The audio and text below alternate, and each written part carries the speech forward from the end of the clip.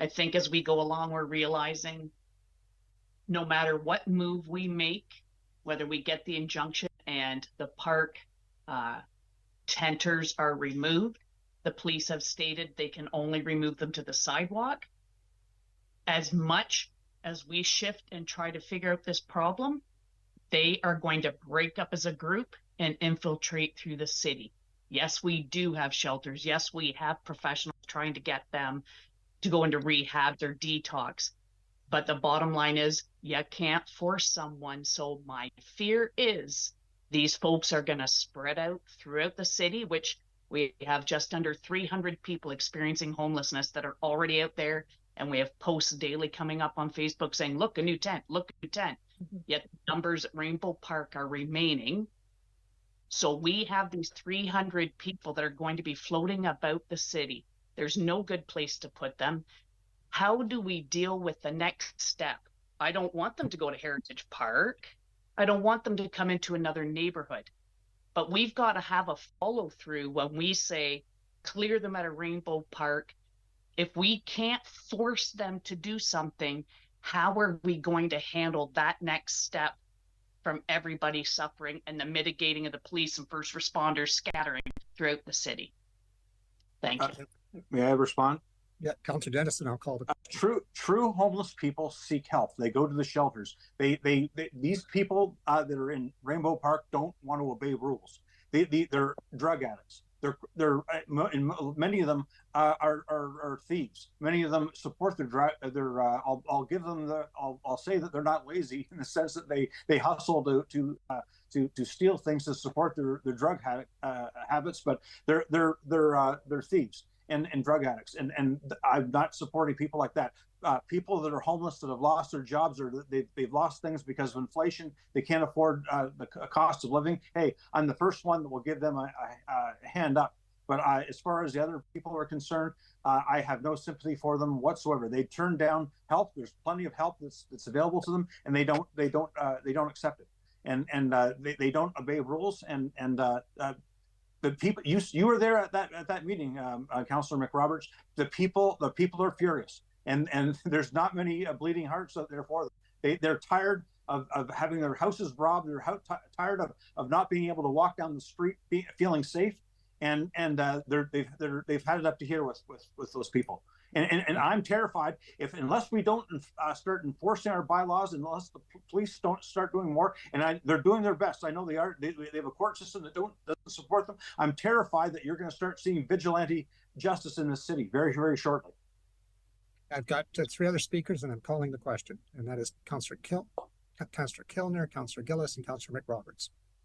Then I'll call the question and record the vote. Please go ahead, Councillor Kilner. Sorry. Thanks, Your Worship. Yep, thank you. My simple comment is just to I think it's very important how we talk about people, and I know some of the language that I hear when I hear people talking about other living, breathing human beings definitely concerns me, and I'll leave my comment at that. Thank you. I've got Councillor Gillis, Councillor McRoberts, then I'll call the question. So I understand your passion, Councillor Dennis. I wish you wouldn't paint a broad brush when you expose the passion that you have, because many of us believe the same thing that you do. However, we are not as forthright as you are. When I look at this particular motion, this is what I do when I look at motions. You have defined that you encampments specifically not be allowed.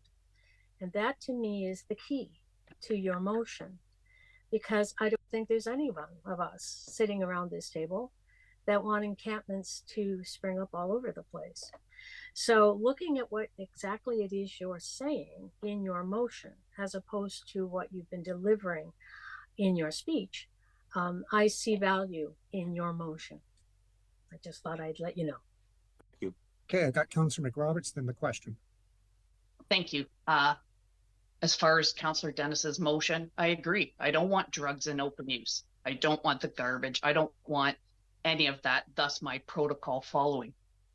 And I don't want the encampments.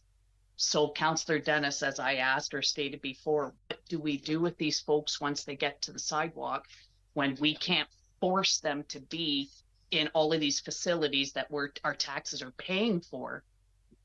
What do we do at that point? Like, what is the follow through? The police are just going to dodge and weave, and these people are going to show up in alleys and backyards.